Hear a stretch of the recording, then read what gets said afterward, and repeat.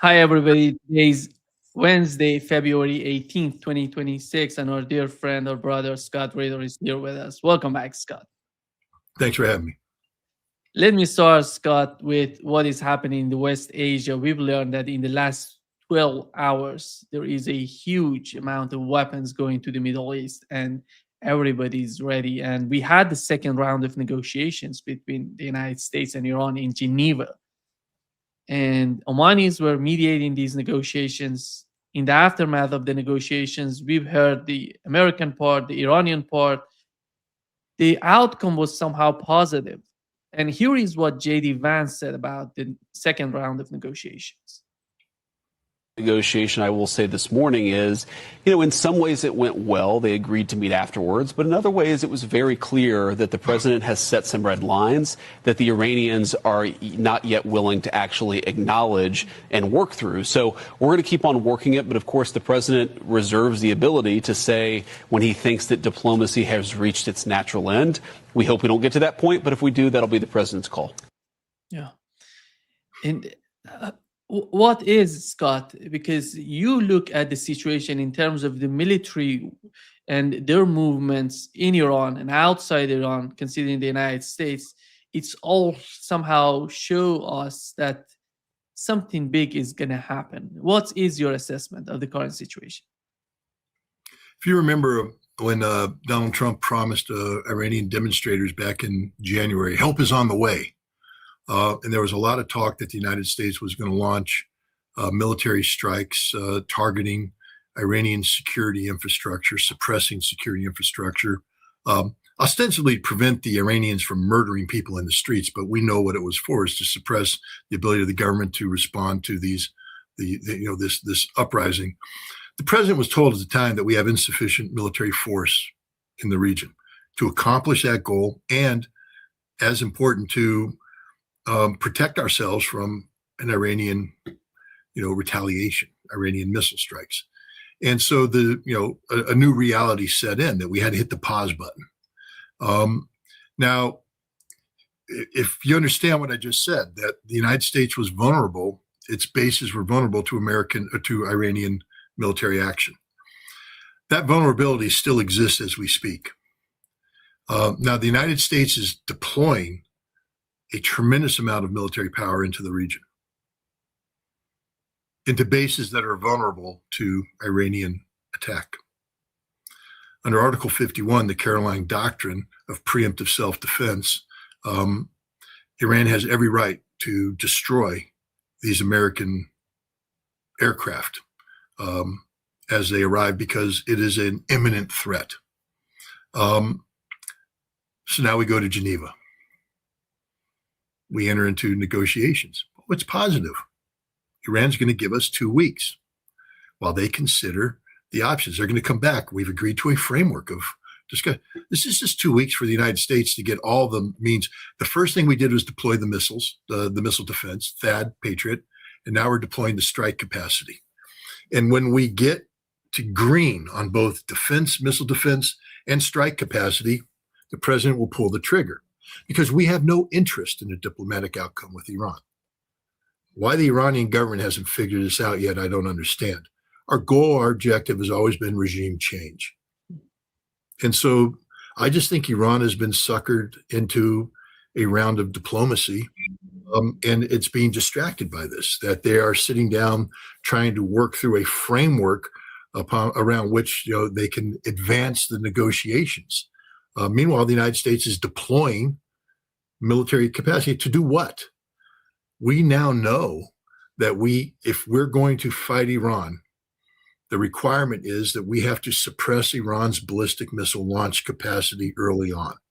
That in order to do that, you need just the kind of aircraft mix that we've got coming in: F-35s, F-15s, F-16s, F-22s.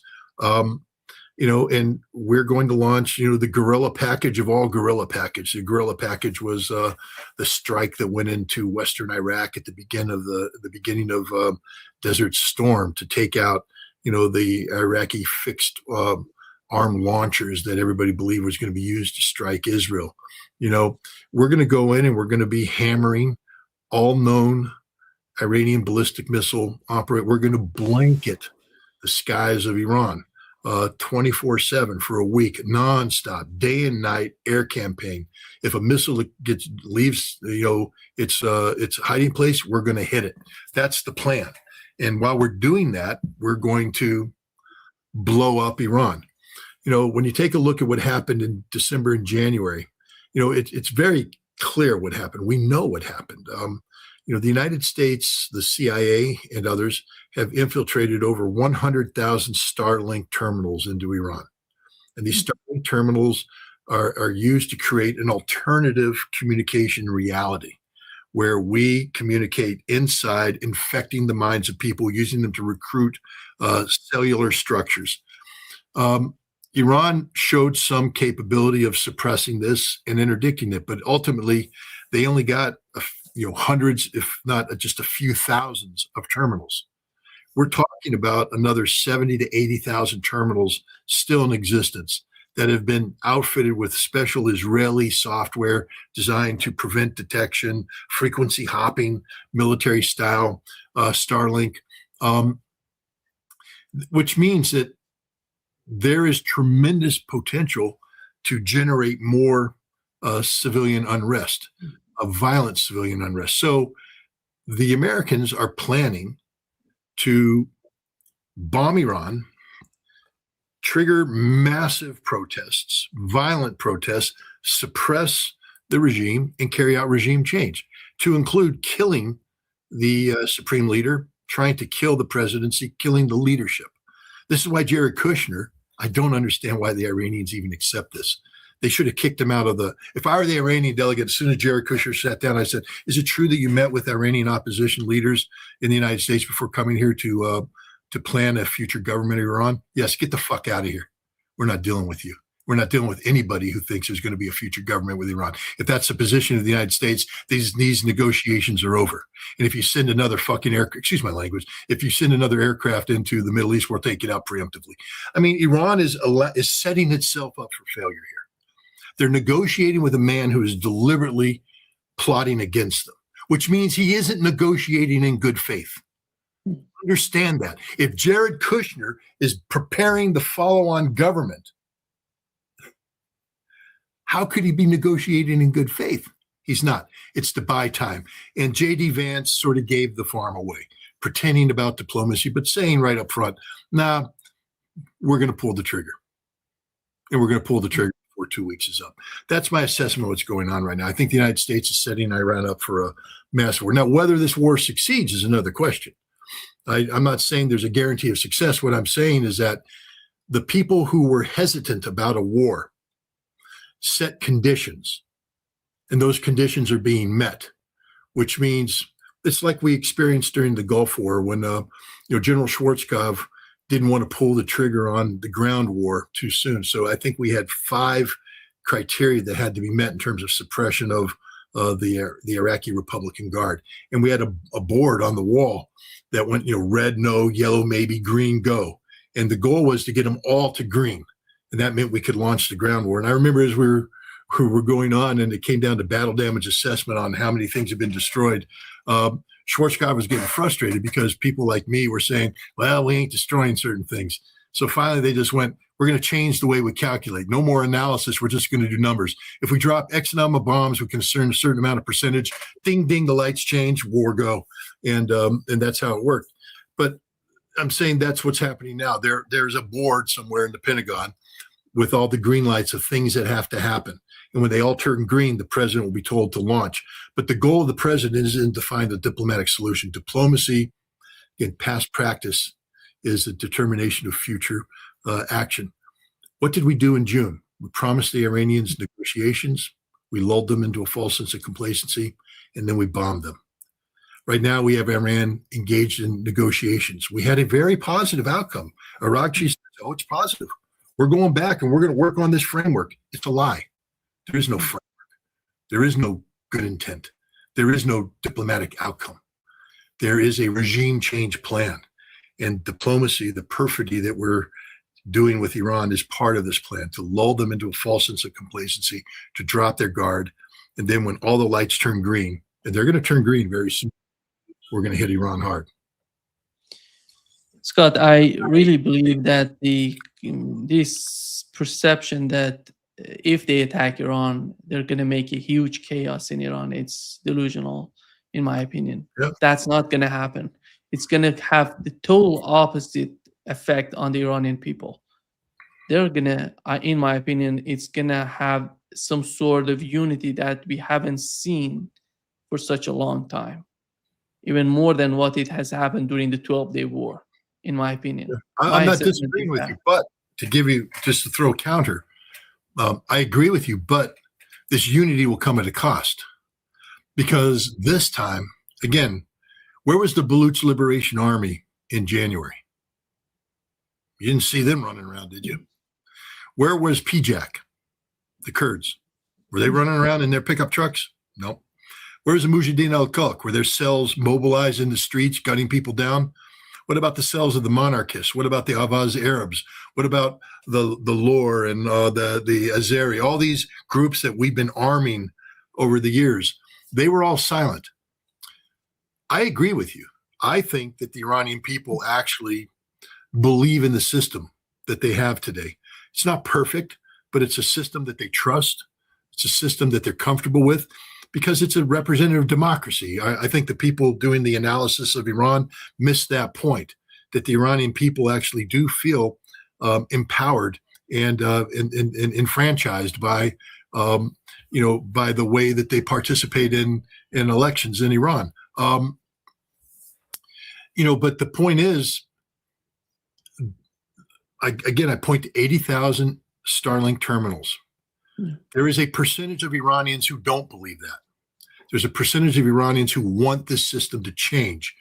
And they are being told that this is the moment of decision, that this is it. This is it, the once-in-a-lifetime chance to get it done. And so I think they're going to come out, and I think they're going to burn Iranian cities down. And I think the Iranian people will rally, and there will be blood in the streets. And it will be horrible, devastating. I don't think the anti-regime people will succeed because even if you kill Ali Khamenei, and I believe we are going to kill Ali Khamenei, I think he's a dead man. I think he knows he's a dead man. He's comfortable with that. But the Assembly of Experts has already picked the next leader. And if we kill him, there will be the next leader because the supreme leader isn't a cult of personality.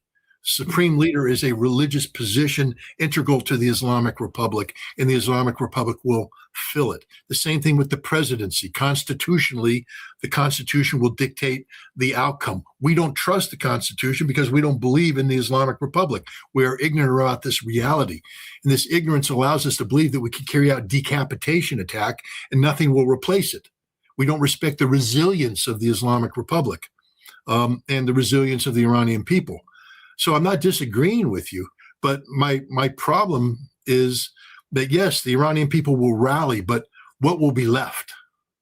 That's the thing. There's no doubt in my mind that we will fail in our objective of collapsing the Islamic Republic. But the consequences to the people of Iran and to the region as a whole and potentially to the globe, because, I think it's a 50-50 shot that we can suppress a lot of Iran's ballistic missile capabilities. 50-50 shot.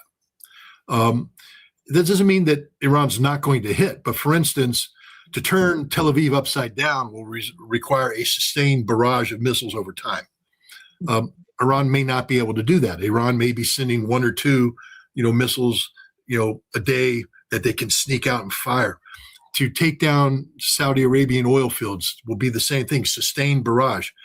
I think Iran might have the difficulty in doing the kind of sustained barrages it needs to achieve the outcomes necessary for Iranian victory.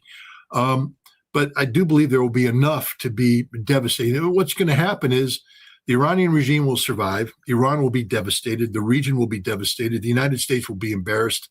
And this is why. I mean, I can pretty much guarantee at the end of this conflict, everybody will say this was a war that should have been avoided, which is why it must be avoided. But in order to avoid it, we got to be honest. We can't hide behind pride. Americans can't hide behind the pride that's saying we're America, we're invincible, we'll be able to protect our power without question. We're going to suffer losses. There's no doubt about that. We're going to suffer losses, and we're not going to achieve the outcome we want. And it makes us look weak. Iran is going to be devastated as a society, and as a nation. It's going to lead to, horrible consequences economically global at a time when the global economy is already in a transition and teetering, to knock down one of the critical pillars of energy security. Some people will say the critical pillar of energy security. In Europe, Europe will just be flushed down the toilet of life once again as they make themselves irrelevant. Where is the voice of Europe in trying to stop this war? Instead, they're whispering their support for it. Where's the IAEA in this? Because this isn't just about Iran and regional. This is about the future of the Nuclear Non-Proliferation Treaty. If the United States carries out this strike against Iran, it means the Nuclear Non-Proliferation Treaty is meaningless. This is what Aragchi said to the Conference of Disarmament yesterday before he had his negotiation.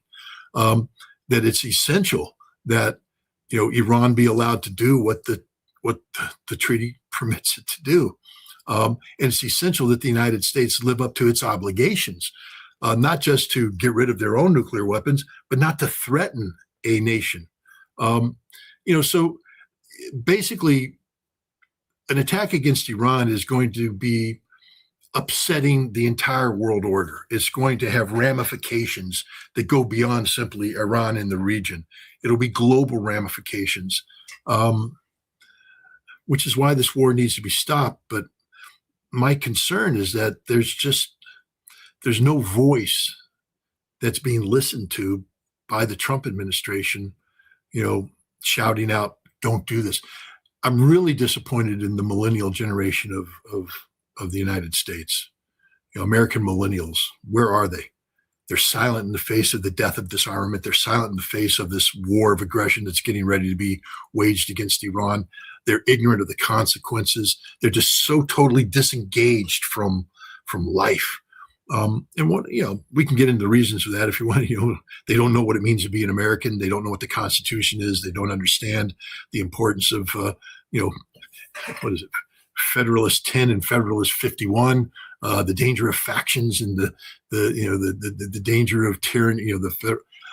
They don't understand the debates that happened at the birth of this nation that made this constitutional republic viable. And so the things that we warned about, the things that we were designed to prevent from happening, they have become factionalized, and they have become disengaged from holding to account an out of control executive, so that we have veered into the realm of dictatorship and tyranny. And they're silent. It's shocking. Anyways, I've sort of gone all over the place on this one. Do you see the fighter jets over the Iranian airspace fighting with Iranian jets? What Iran has? Do you see that sort of fight happening in Iran?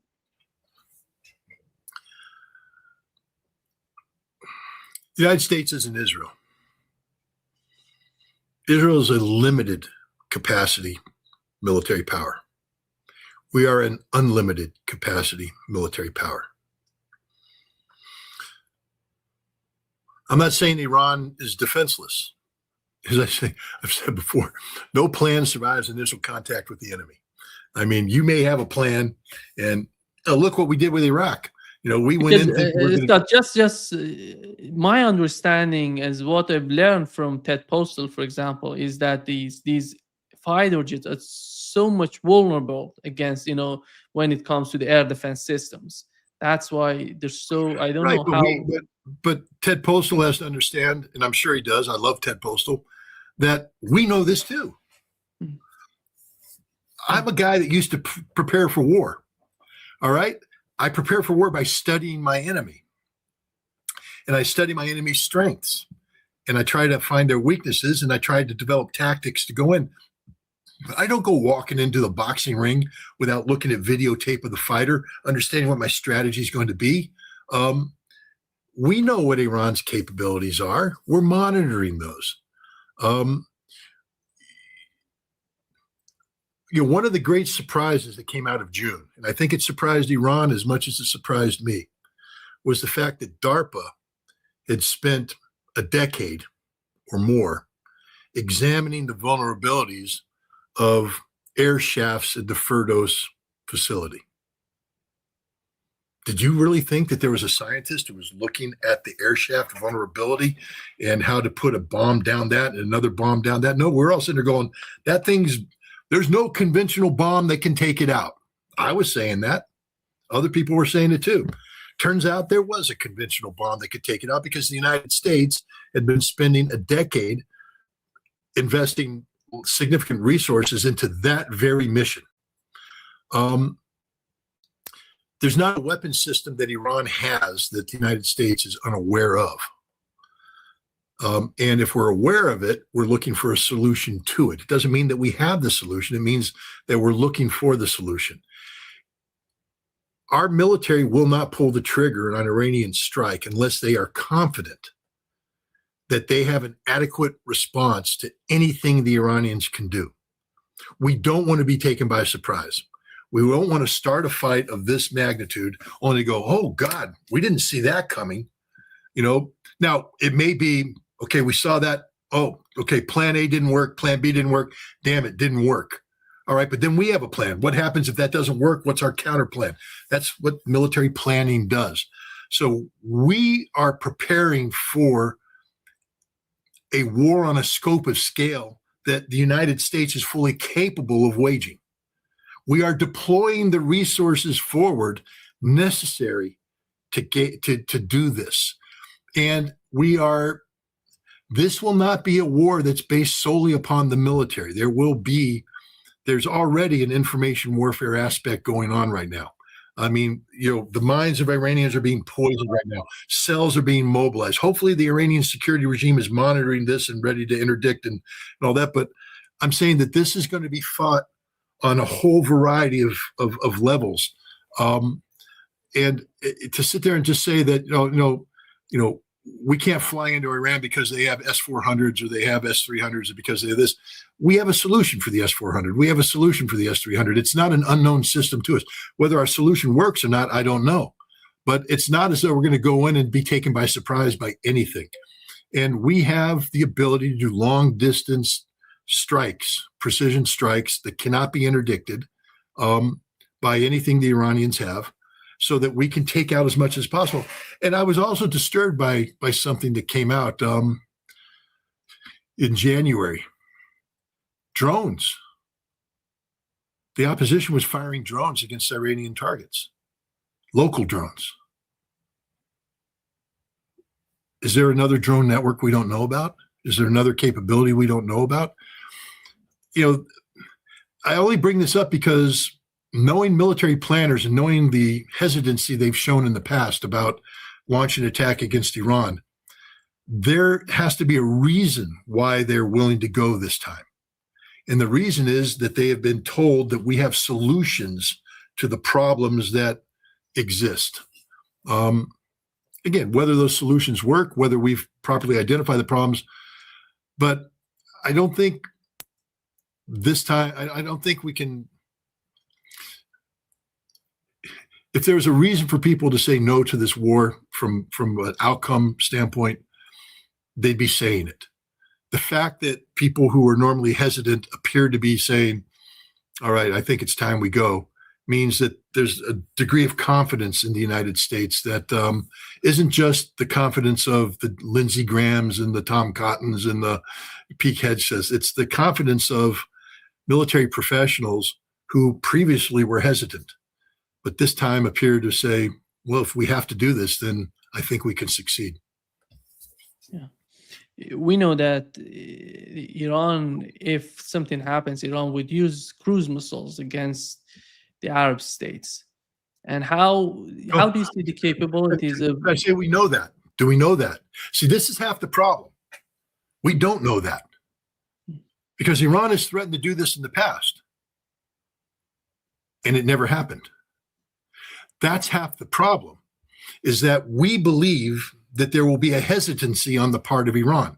We believe that the Iranian response, even after being attacked, will be a measured response, one that says, hey, they attack us, but maybe we can get them to stop attacking us. Maybe we can just ride this thing out. Maybe it won't be as bad. Maybe, because Iran knows that once they start launching cruise missiles against oil production of neighboring states, their oil production is going to be hit as well. And that it's a two-edged sword, and it's going to bring. So Iran always hesitates. So I'm always careful when I say, we know Iran. Iran hasn't been decisive in the past, even in their response against Israel. It wasn't decisive. It was hedged, a hedged response. The only way Iran deters an attack is to state right up front what the cost of this war will be instantaneously. And they need to tell Azerbaijan, you're done. All of your oil production fields will be eliminated on day one. Saudi Arabia, no oil production capacity at all, finished. Everybody, we'll kill everybody. We're not going to sit by idly while you act passively in the face of an American-Israeli aggression against us. That we don't want war, but if it comes, we're burning the whole thing down instantaneously, day one. And now maybe Saudi Arabia goes, well, geez, maybe we're not thrilled about having all those F-16s, F-35s, F-22s based on our soil. Maybe, other people will say, yeah, we're not doing this. But Iran isn't doing that. Iran's spending 2 weeks preparing for a diplomatic response to a diplomatic initiative that is not real. So we don't know what Iran will do. We know Iran has hesitated to be decisive in the past. And I think that factors into a lot of the thinking right now, is that there will be a hesitancy on the part of Iran. And then if we kill everybody, which we're going to try to do, it takes time for even the best prepared people to get that next echelon up and running. And that creates even more hesitance. So if we can create a cycle of hesitancy, and by the time they were ready to respond decisively, to have suppressed capacity, then we win. And I think that's the thinking. Look, again, I'm an American. I don't want any dead Americans at all. I don't want any dead Iranians. I don't want any dead anybody. But if I were an Iranian, I would tell the United States, while these negotiations are underway, you cannot be deploying military forces into the region. If you don't withdraw these forces, we have to assume ill intent, and we will carry out a preemptive strike. Yeah. Put America on notice. But right now, Iran's sitting there playing diplomatic games and letting America build up the knockout blow. I mean, what do you think is going to happen? And I remember during the Gulf War, everybody was looking at deployment of American military forces, and I was part of it. I was, doing Marine Corps planning, but I remember a conversation that was held because I was on a planning cell working for the Commandant of the Marine Corps, coming up with amphibious warfare options for the Marines, and one of the questions we were asking ourselves is this planning theoretical or practical? Because allocation of resources,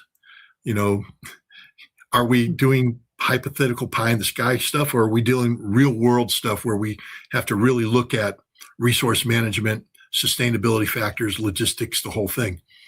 And around October of 1990, there's something called the tip fiddle.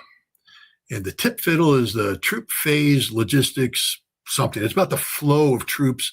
And once we engage the tip fiddle to a certain thing, once you get things flowing, because remember, it's not just aircraft, it's fuel, it's munitions, it's sustainability factors. And it has to be sustainability factors, massive quantities, and you have to get it flowing in. Once you pass a certain line, you're going to war. And in October, we were told we're going to war. And this was at a time when the United States was still playing diplomatic games, telling the Iraqis we're not. But the decision was, no, we've passed that line. The mass of movement is such that we can't replicate it again, meaning it's either use it or lose it, because once it comes back, we're not going to do this again. I think we're very close to that moment with the United States. If we continue to flow this material forward, we will hit a point where the military is going to tell the president, we're committed. We're committed to this outcome. You can change it by a day or two here diplomatically, but we are committed to waging a war. And in October of 1990, it was inevitable there was going to be military action against Iraq in mid-January. There was nothing going to change that. And so I guess what I'm saying to the Iranian government is, if you just sit back and passively fall into this diplomatic trap, the United States is going to surpass that moment, and there will be nothing you can do to change the outcome, except a preemptive strike, which you're not going to do because Iran always hesitates at the moment of decision. How do you see the United States putting a lot of weapons in Jordan instead of putting them in Saudi Arabia or Qatar? Is that because of the distance? And because if something happens, Iran has to, it seems, in my opinion, Iran would hit Israel in the initial hours. Whatever they're doing, they're starting with the targets in the region, then Israel going to be the next immediate target for Iranians. How do you see, because if Iran start attacking Jordan, they're going to lose some sort of the leverage to attack Israel. And well, I mean, only if you haven't planned for that eventuality. Again, the Iranians are professionals. I mean, the Iranians have to know that the force structure, because the Iranians are wargaming just like we wargame. And they're looking at squadrons coming in. So they're parking it and they're saying doctrinally, what kind of strike package can the United States project? How are they going to do it? Standoff attacks, precision guided attacks, air dominance, because ideally for the United States is that we will project air superiority, leaning towards supremacy over Iranian airspace so that we can have combat patrols all the time, suppressing ballistic missiles as they pop up. What we don't want is standoff, creating a gray zone where the Iranians can, have, periodic, windows of opportunity or windows of operational capability. So what does that require? It requires us to have bases where we can stockpile fuel, munitions, aircraft, maintenance, and we're going to be cycling these aircraft in. We're going to be sorting out, coming back, landing, sorting out, coming. It'll be a constant flow of airplanes. And so, the Iranians have to say, where are these aircraft going to be based? Jordan is logical. Two things. One, a lot of these airplanes are going to be used to create a buffer to defend against Iranian drone, cruise missile, and missile attack against Israel. It's part of the defense in depth that we've been using. Two, it's the logical strike path. I mean, look at Israel. You come in, they were coming in through Syria, then going into Iraq. But here the Jordanian government has basically allowed a straight shot, straight through Jordan to, through Western Iraq to Baghdad. And that's the launch site. We know that from the Israeli missiles. That's the launch site for a lot of your standoff weaponry. We're going to be coming in with cruise missiles, Tomahawks. Israel didn't use Tomahawks. We're going to be coming in with hundreds, if not thousands, of Tomahawk missiles. And then you're going to see us projecting our power in. But in order to project air power into Iran, we're going to have, again, in order to project air power into Iraq during Desert Storm, we had to have KC-135 aerial refuelers up there. And the planes would come in, get topped off, go in, come back, get topped off, and land.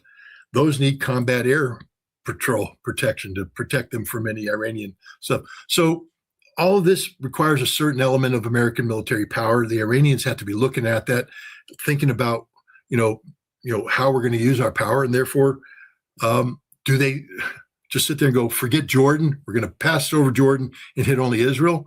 Or do they recognize that there needs to be a suppression? So I think you're looking at a military campaign from the Iranian perspective that includes suppression of any base where American military power is sourced. And right now, Jordan seems to be the primary base. And so, again, if I were the Iranians, I would put the Jordanian government on notice that regime change cuts two ways, that the Hashemite kingdom will not exist when this conflict is over. I would just make that a statement of fact. Because, there has to be consequences to actions. I would also tell the House of Saud, regime change in Iran means the House of Saud is not going to exist. I would tell. I mean, you have to play this game. This is an existential war. An existential war. Iran wants to live in peace, but how can you live in peace with neighbors who are passive or facilitate this upcoming American aggression, American-Israeli aggression? I think part of what has happened during the visit of the head of the Iranian National Security Council to the region was that to communicate that with the other countries, with Qatar, with other countries, that if something happens, you're going to be in that game. It doesn't matter if you are actively in that or not. You're going to be the target. I think they have sent the message to the Arab states in the Persian Gulf. I don't know if the Arab that states have to send a message to Jordan. I mean, the Saudi Arabians have to go to Jordan and say, what you're doing is an existential threat to us, and we won't tolerate it. There can be no American aircraft allowed on your bases. Scott, how many Tomahawk missiles? It could be. It seems that the main missiles that the United States would use against Iran are Tomahawk missiles, something like 600, 800 missiles altogether, considering 2 aircraft carriers, 15 destroyers, all these weapons in the region. It's going to be something like 800 Tomahawk missiles. Plus submarines. Yeah. Submarines, several submarines, yeah, in that. Because sustaining remember this, attack, it's so important. It's not just starting the war, but sustaining the war is much more important. Right, but models of sustainability require us to have reloads. And we have practiced, replenishment at sea.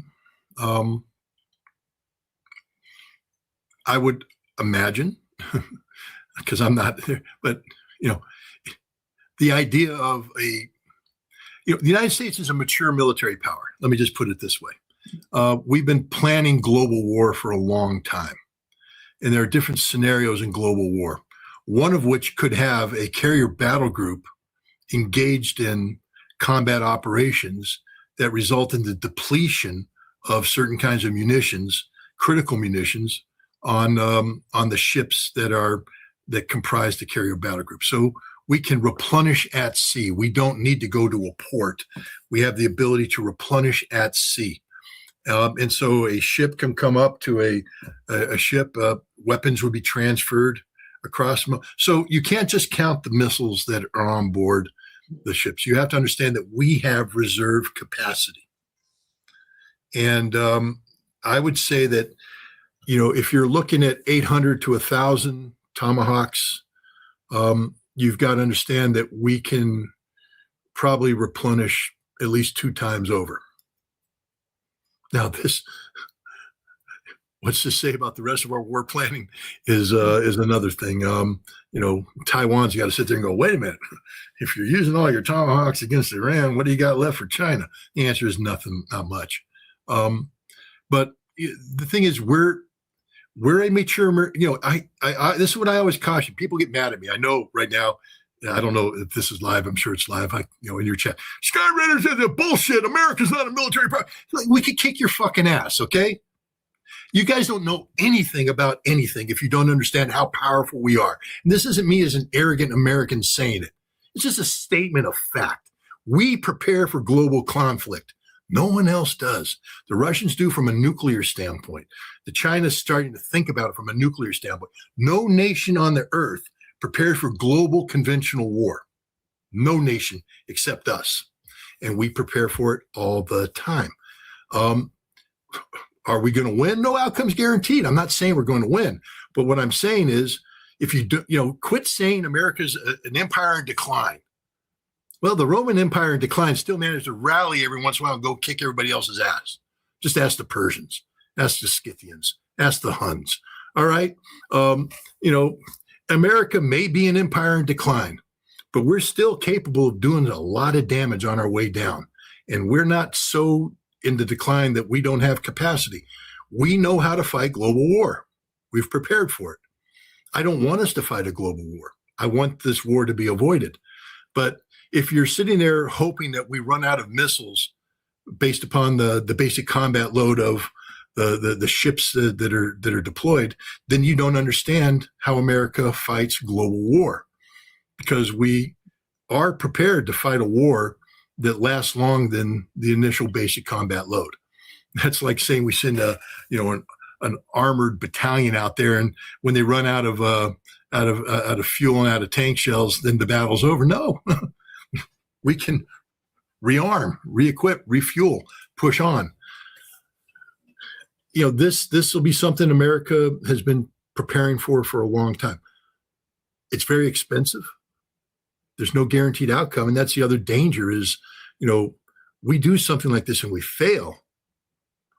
That brings up a whole another question of what are the consequences of failure. Can America afford to fail?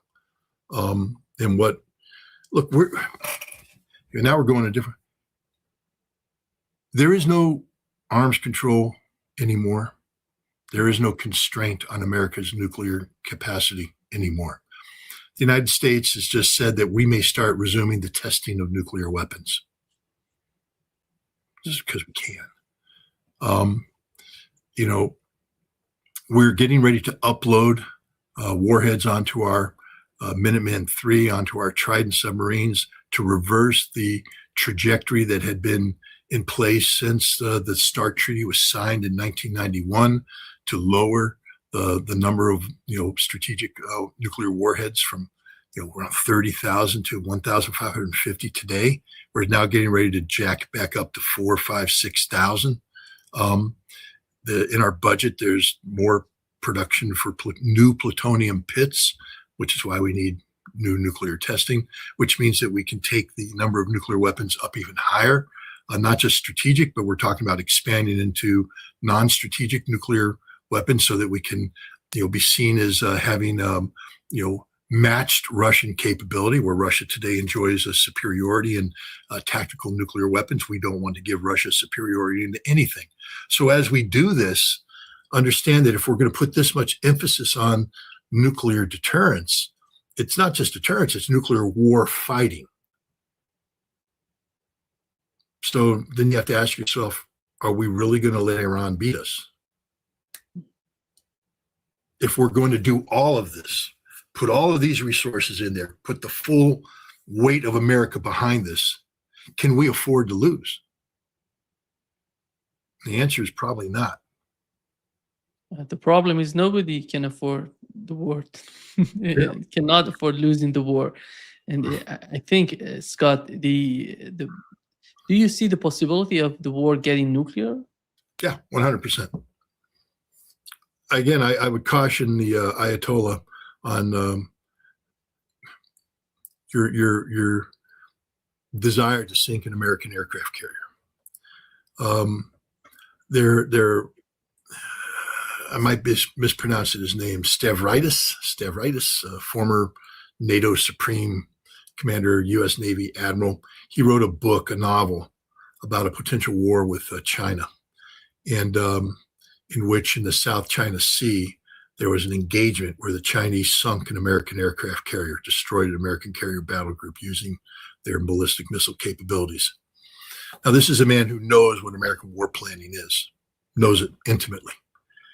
And therefore, you have to respect the scenario. As it said, the automatic response of the United States was to launch a nuclear attack against China as a warning for China not to go any further, that you don't get to sink any more American aircraft carriers.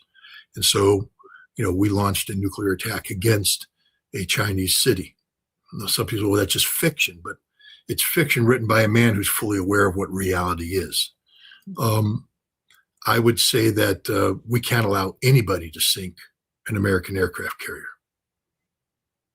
And if Iran sinks it, I believe the consequences would be nuclear. The same thing as if we engage in this action and Iran exhausts our conventional capabilities. I don't think we call it quits and walk away. This is why we can't allow this war to start. Whether anything I say comes to pass, I don't want to know. I don't want to prove it. I don't want to. I just say that the United States is no longer constrained by the moral compass that once held back the nuclear hand. We are governed by madmen, insane people who have no sense of moral obligation to the legacy of arms control. They don't believe in arms control.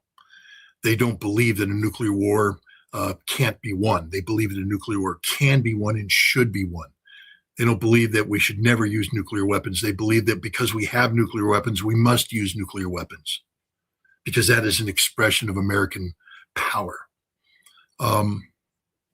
We're literally in one of the most insane periods of American history, where, again, I come back to my condemnation of the millennial generation that has failed the American constitutional republic because they don't know what the constitutional republic is.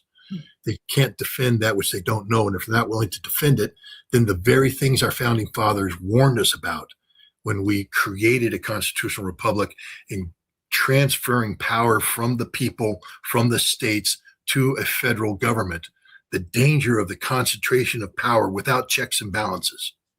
That's what's happening today. Everything that was warned about in the anti-Federalist Papers. It's funny. A lot of people claim to know about the Federalist Papers. They don't. They just heard somebody mention it on a Sunday talk show.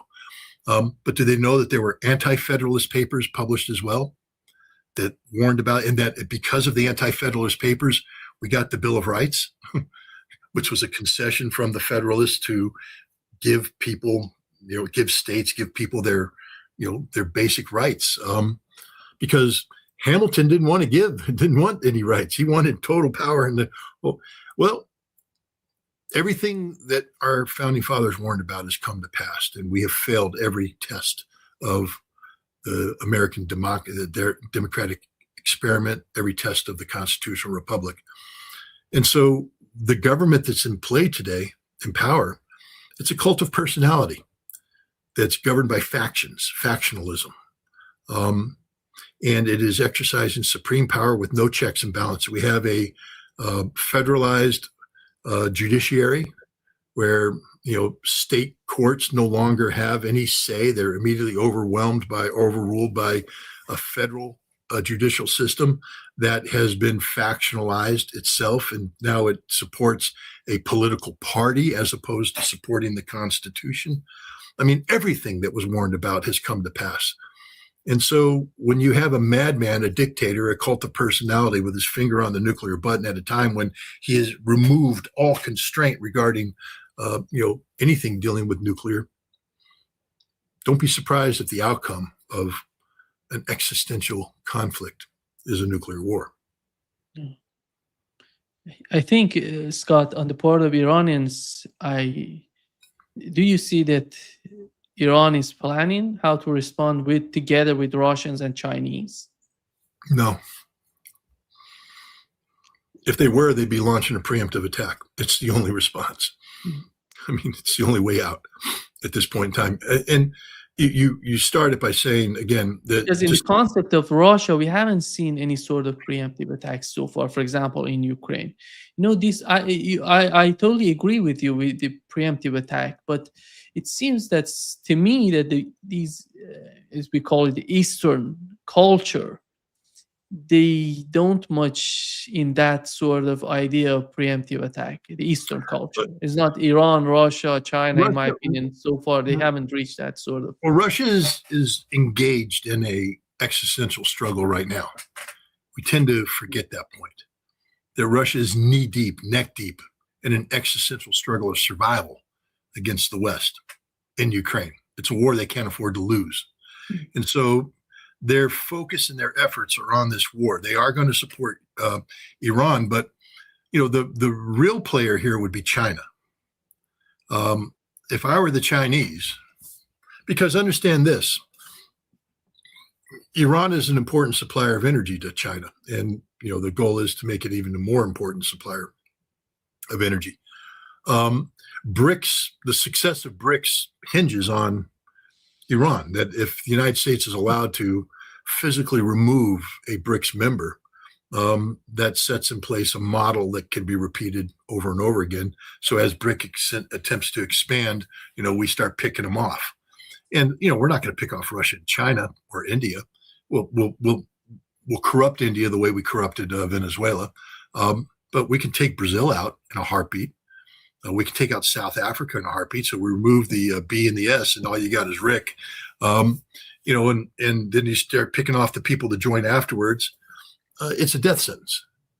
So, China should make it clear that an American attack against Iran will mean that there are no more limits on China's approach towards Taiwan. Now you've created a conundrum for the United States, because you see, we can't fight two wars at once. We can't fight this major existential struggle against Iran and defend Taiwan at once. So if China made it clear that if the United States attacks Iran, all bets are off on Taiwan, and but nobody's willing to do that right now, because everybody still believes that America is serious about diplomacy. We're not. We're not serious. We're sucker punching you. We're sucker punching Russia. We're sucker punching China. We're sucker punching Iran by letting people believe that we can sit down and we can talk and we can have these discussions, and we're really concerned about what you believe. And yes, we want to live in peace. No, we're America. We want to dominate the world. And we want to do that. America great again, strength, peace through strength. It's all about strength. That's all it is. And Russia, I don't say they get a pass, because Russia is confronting the West in Europe. I mean, this fight in Ukraine is a existential struggle between Russia and the collective West, that the United States has wisely said we need to sort of back out of. Except we don't really back out. We just play games, diplomatic games. But China needs to understand that if the United States attacks Iran and gets away with it, that means that we will begin reinforcing Taiwan and making it very, very almost impossible for China to even think about, being able to militarily resolve the Taiwan. China doesn't want to. They're trying to work it for peace, and you see what they're doing with the Kuomintang and all this. But an emboldened United States, victorious against Iran, we will reverse our one China policy, and we will recognize Taiwan, because we will view that as the ultimate way of containing China. The ultimate containment of China is the recognition of Taiwan. And there's enough people in the United States that want to move in that direction. And if we win a war against Iran, that's probably the direction we're going to go. So again, but now, the Chinese are in the same position as the Iranians are. They're too responsible of members of the global community to do something of that precipitous. But without a decisive Chinese statement and without a decisive Iranian statement, the United States will feel that they'll sense passivity, and that means weakness, and they'll strike. The only country that is happy if something happens between Iran and the United States is Israel, and they're pushing so hard. They want it. And Netanyahu is the one, objective of his life, and his final goal, in my opinion, is a war between Iran and the United States, and it seems that he's achieving that. What is the outcome of such a war that you just mentioned? The outcome would be devastating for Iran, for the region, but how do you see Israel in such a war, in the aftermath of such a war? Look, the vision here is that we are able to in the Islamic Republic with minimal damage, to minimize the consequences of our action. That the maximum effect we get is the elimination of the Islamic Republic, which from the Israeli perspective opens the door for everything. Because now, the Islamic Republic is the only nation that stood up to Israel and the United States. You eliminate that, you eliminate the axis of resistance, and all of the Gulf Arab countries will fall in as compliant servant states of a greater Israel and the United States. That's what the Abrams Accords is. It's a vehicle of colonial empowerment of Israel. And so the vision is Israel will take some damage, but their number one nemesis will be eliminated, and the rewards will far outweigh the damage done. That the Abrams Accords will become reality. Israel will be anointed as the economic lord of the region. All Arab nations will now be, subservient to Israel, and the United States will sit back as the overlord and lord over that. So I think that's their vision. I think it's a stupid vision. I don't agree with it. I don't think it'll succeed. But Israel understands that this is the danger of having how old is Netanyahu now? 77, 78. A man with bad health. He's so selfish because he's simply trying to preserve his legacy.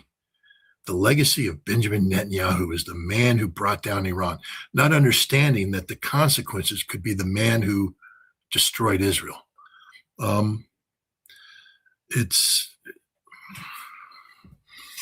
Israel is one of the most dangerous countries in the world, if not the most dangerous country in the world, because of its unconstrained ability to